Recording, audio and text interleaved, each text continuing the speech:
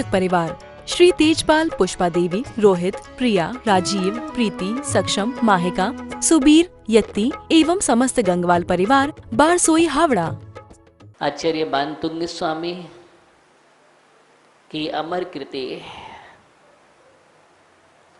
जिसके लिए सभी लोग गाते हैं, गुनगुनाते हैं,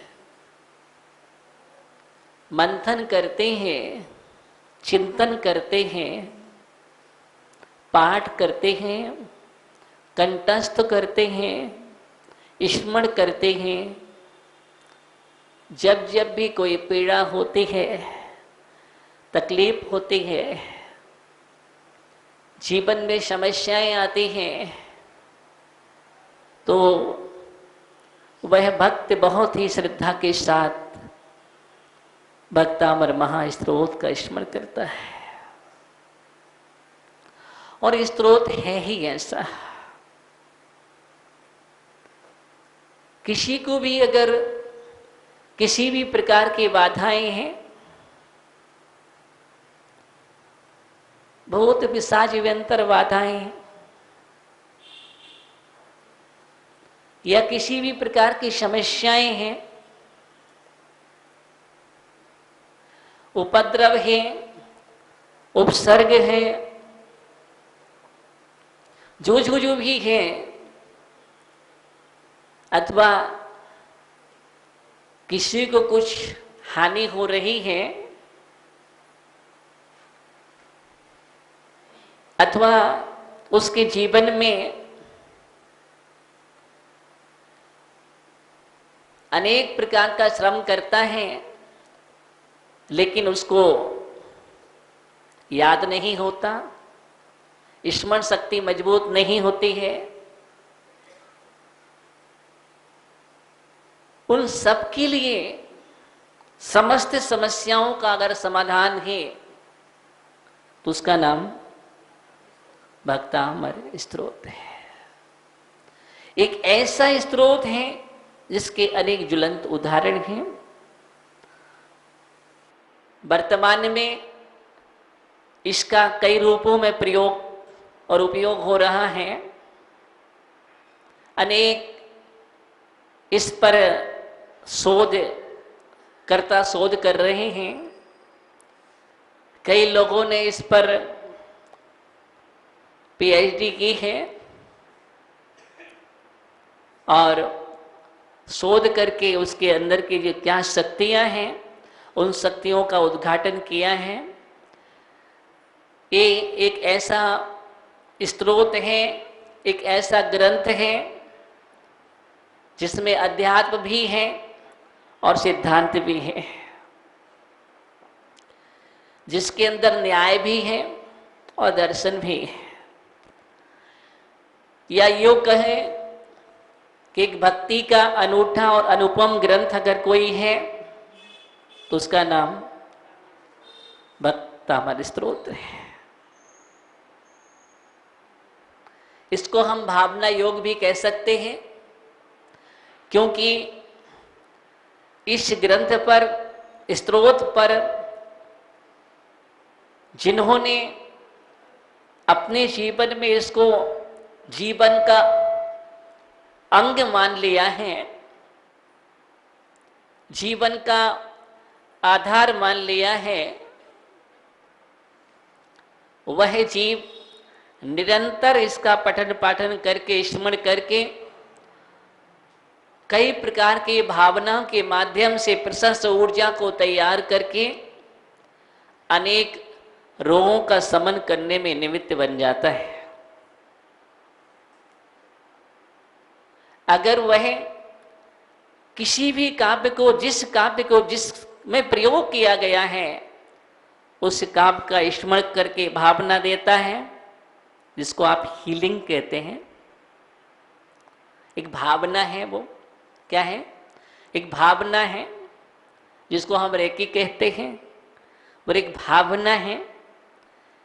और ये आज वर्तमान में बहुत ज़्यादा प्रचलन में भी चल रहा है। एक संप्रेषण है तरंगों का। क्या है? संप्रेषण है तरंगों का। हमने आपके प्रति वो ऊर्जा शक्ति के साथ भर करके आपके ओर उस ऊर्जा का प्रवाहमान किया और उसमें भावना जुड़ी हुई है और वो ऊर्जा जाकर के आपके पास पहुंचती है। वो तरंगें और प्रशस्त तरंगों के माध्यम से जो अशुभ है, अप्रशस्त है, वो दूर हो जाता है। इसी का नाम हम भावना योग कह लें या हीलिंग कह लें, ये सब कुछ वही है। और इसमें निरंतर जो अभ्यास करता है आस्था के साथ गहराई में डूब करके, उसके अंदर ही यह शक्ति प्रकट होती है। वो तो कहीं भी है। अगर हम भक्ति में डूब जाते हैं तो आप देख रहे थे आचार्य मानतुंग स्वामी के लिए कल हमने देखा, और आचार्य मानतुंग स्वामी के लिए हम बंधन में डाल दिया, लेकिन उन्होंने बंधन में भी बंधन करके, बंधन में भी वंदन करके सारे क्रंदन को छोड़ करके जीवन में ऐसा अभिनंदन कर लिया। इसके कारण बंधन में वंदन करके क्रंदन ना करते हुए ऐसा अभिवंदन किया कि जीवन का अभिनंदन हो गया। और आज तक वह अभिनंदन नंद नंद आनंद को उत्पन्न करने में निमित्त बन गया। आज हम देख रहे हैं उनको सांकलें नहीं दिख रही थी, जंजीरें भी नहीं,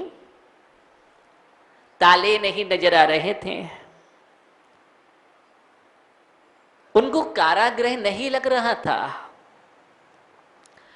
लेकिन कारागृह में होने पर भी वो कारागृह में नहीं थे।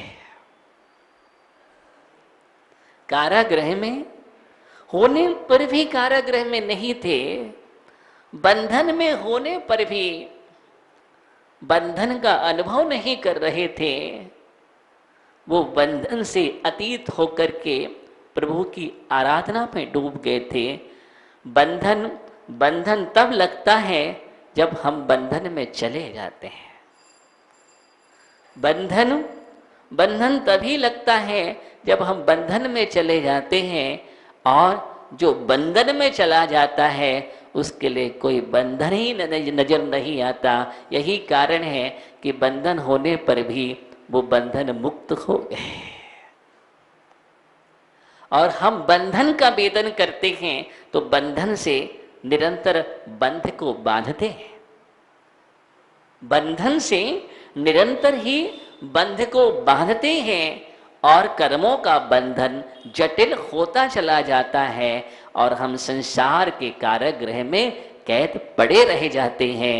और आचार्य मानतुंग स्वामी जैसे बंधन को बंधन ना स्वीकार करते हुए बंधन में डूब जाते हैं और बंधन करते करते बंधन खुल जाते हैं, क्योंकि बंध नहीं होता है। और जब बंध नहीं होता है तो उस बंधन से बंधन को खोलने का प्रबंध हो जाता है। और ऐसा भक्ति में एक प्रबंध हुआ।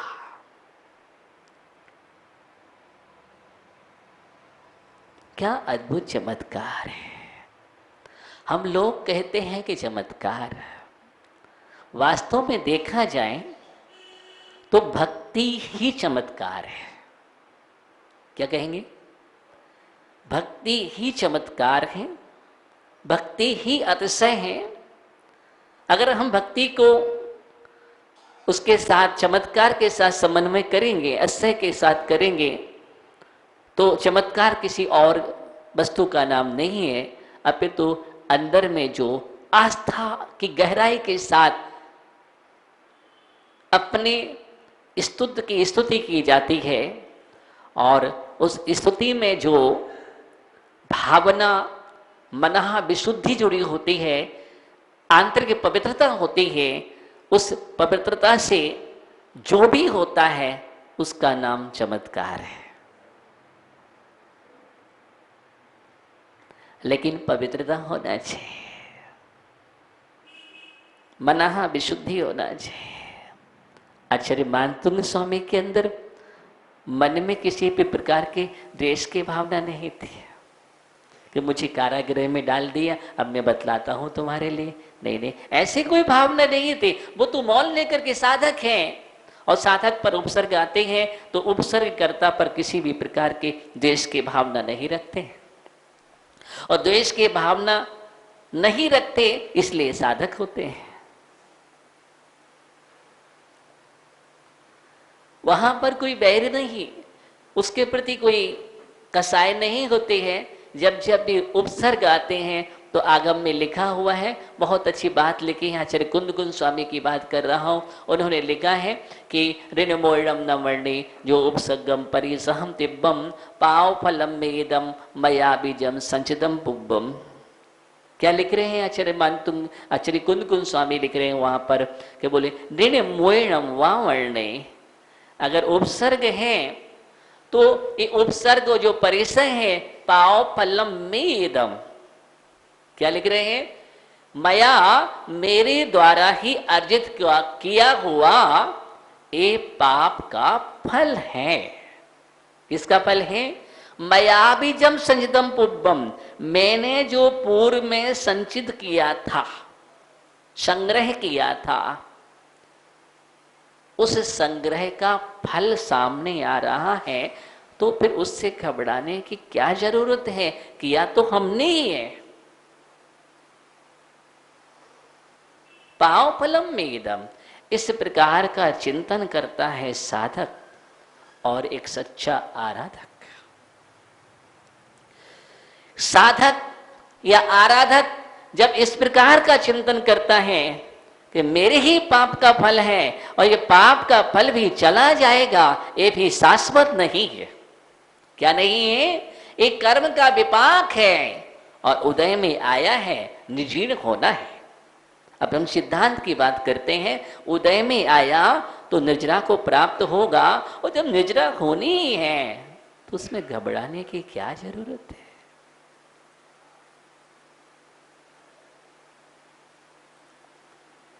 घबराने की जरूरत नहीं है। उपसर्ग परिचय हो रहा है, मैं ऋण मुक्त हो रहा हूं। क्या हो रहा हूं मैं ऋण मुक्त हो रहा हूं। मेरा तो कर्जा चुक रहा है, मैं अभी तक कर्जदार था, लेकिन एक कर्ज चुकाना भी तो मेरा एक फर्ज है। कर्ज चुकाना ये फर्ज है, यही सही मर्ज है। ऐसा चिंतन क्या कर सकते हैं? लेकिन मानतुंग स्वामी कारागृह को कारागृह नहीं समझा। एक बात ध्यान रखना, जब जब भी उपसर्ग और परिचय आए हैं और समता के साथ जो जो साधक और आराधक भक्ति की गहराई में डूबे हैं, उनके जीवन में चमत्कार हुआ है। आप देख लो उठा करके। कष्ट और वेदना में अगर हम समता रख करके प्रभु का स्मरण करते हैं तो चमत्कार होता है। आप देखो, मानतुंग स्वामी पर बाहर में आया, लेकिन समता के साथ वो डूब गए तो अस्थय हो गया। बादीराज स्वामी समता के साथ उनके जीवन में कर्म का उदय आया, कुष्ठ हुआ, लेकिन वो बादीराज स्वामी भक्ति में डूब जाते हैं, एक ही भाव स्रोत की रचना हो जाती है। क्या हुआ? चमत्कार हो गया, उनका कुष्ठ समाप्त हो गया। कुंदन मालूम चला, कुंदन के समान तन हो गया। आचार्य कुमुद चंद्र स्वामी भक्ति में डूबते हैं तो कल्याण मंदिर स्त्रोत की रचना हो जाती है। आचार्य समंत भद्र स्वामी जब भक्ति में डूबते हैं तो स्वयंभू स्त्रोत की रचना हो जाया करती है। किसकी? स्वयंभू स्त्रोत की रचना हो जाती है और साक्षात चंदा प्रभु भगवान प्रकट हो जाते हैं। आप देखिए, जब जब भी सांच पर आंच आती है, इस पर सांच पर आंच आती है, तो वह आंच सांच को जला नहीं पाते, लेकिन सांच में, सांच के सांचे में, इसमें सांच के सांचे में ढल करके सच्चा साधक आराधक निखर करके कुंदन जैसा बन जाता है और एक दिव्य शक्ति इस प्रवाहमान होती है और उस दिव्य शक्ति का नाम चमत्कार होता है।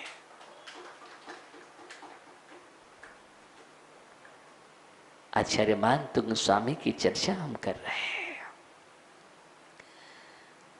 आचार्य मानतुंग स्वामी, आपको दिख रहा है कि देखो कारागृह में बंदी बना दिया उनके लिए, देखो उनके लिए बेड़ियों से जकड़ गया, लेकिन मानतुंग स्वामी की आत्मा से पूछो, उनके भावों से पूछो। मानतुंग स्वामी अपने आराध्य का स्मरण करते हैं।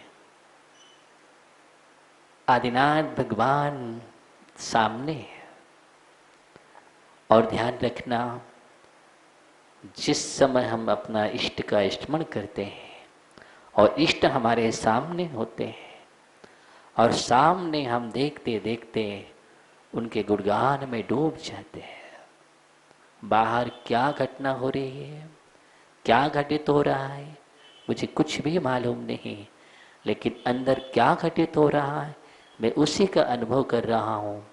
और अंदर का जो दिव्य तेज होता है, उस तेज के प्रभाव से, वो तरंगों के प्रभाव से बाहर जो भी विपरीत तत्व होते हैं, बाहर जो भी साधना आराधना में बाधक तत्व होते हैं, वह तेज तरंगे भक्ति से निकली हुई समस्त बाधक तत्वों को दूर करती चली जाती है।